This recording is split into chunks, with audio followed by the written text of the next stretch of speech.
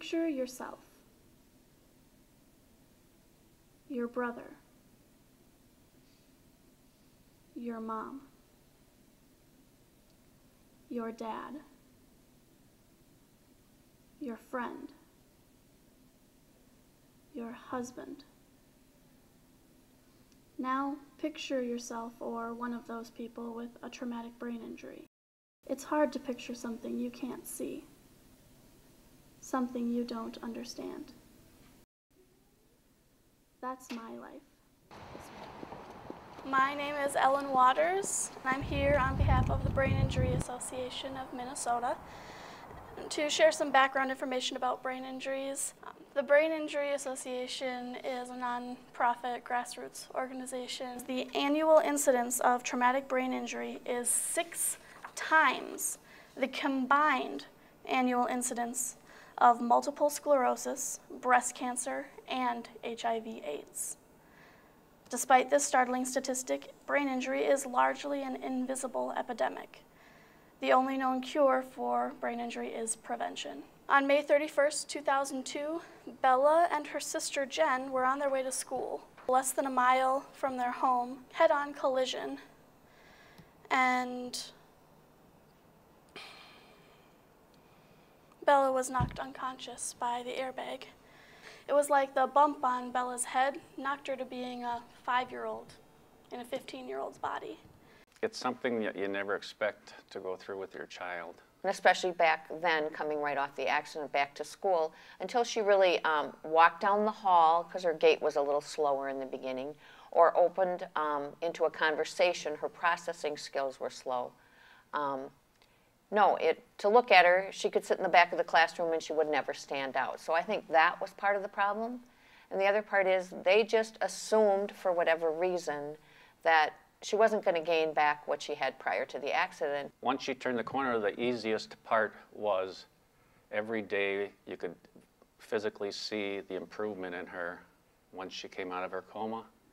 And it was actually exciting. After no one thought she would survive, let alone graduate from high school, learn to drive, go to college, buy a house, move out of her parents' house and get married, she has beaten all of the odds. In 2002, just over 8 years ago, that 15-year-old girl was me. I'd like you to lift your right foot slightly off the ground and begin to circle it clockwise. Take the piece of paper and pen or pencil that I handed out, and I want you to write your first, middle, and last name in cursive while continuing to circle your foot counterclockwise. It's pretty difficult, isn't it? Yeah. And the foot went the other way. Yep. And just as you experience difficulty in writing your name in a new way, many individuals with brain injuries need to start all over learning how to deal with their everyday activities as well. Just because you can't see the disability, you need to be patient because the disability is there. I not only worked in the public schools, I worked in treatment centers for kids with addiction and mental health problems, and I worked with juvenile delinquents.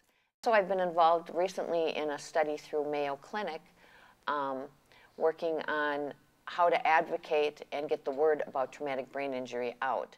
And another one going on at Rochester is ALS really ALS with some of these people, the athletes, that they probably had a traumatic brain injury and they really didn't have Lou Gehrig's disease.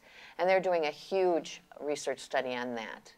So I actually had a niece who sat at Ellen's bedside for all of the 3 months and was a great support to me. And yet when I visited with her not too long ago and said, oh, well, I was going on the TBI march, and she looked at me and said, what's TBI?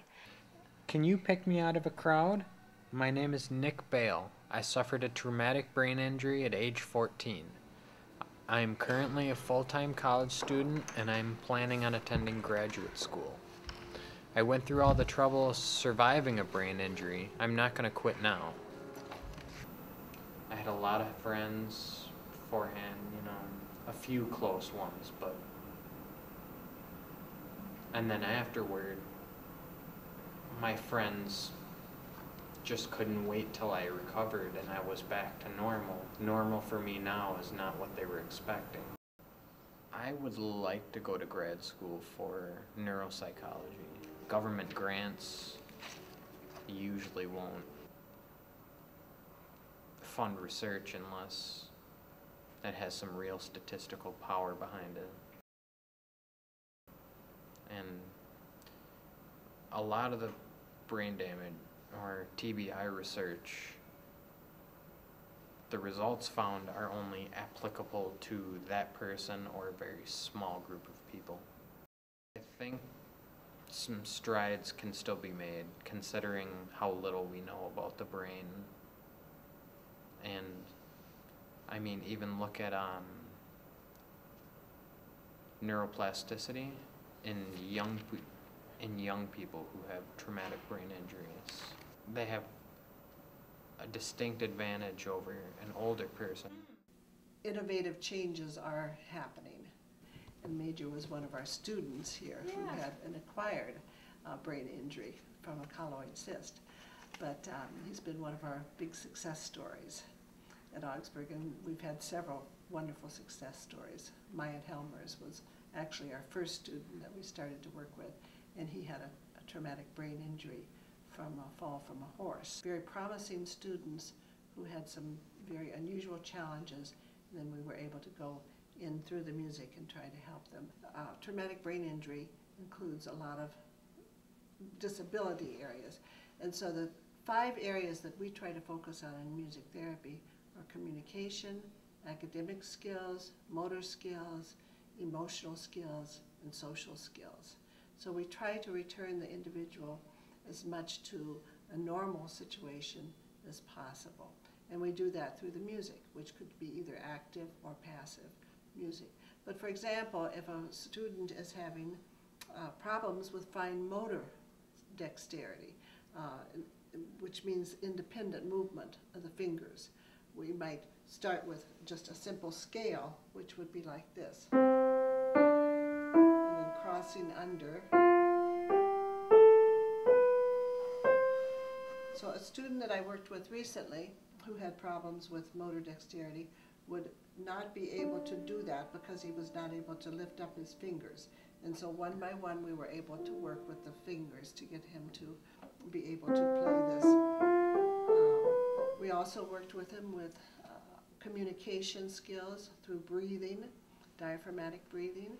And so instead of being able to, not being able to enunciate properly, he was finally able to sing things with a flow, like dum bum bum ba dum bum bum bum bum ba dum, my favorite things, and then he was able to enunciate those words and learn to breathe and keep the flow going.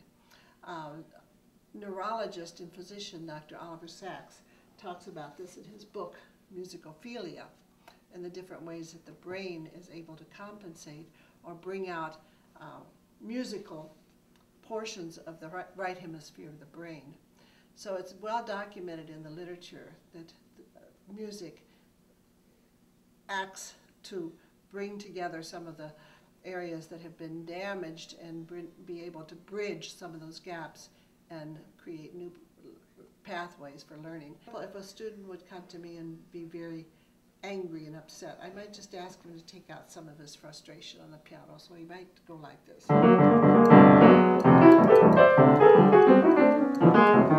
Just sort of improvising. And then maybe we would do some more calming music.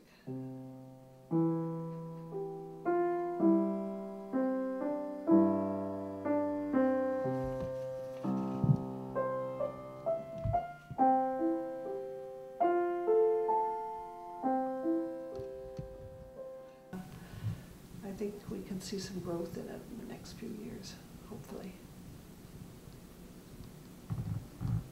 Potential for growth. 2 heads are better than 1 So let's put our brains together to support brain research. Let's put our brains together.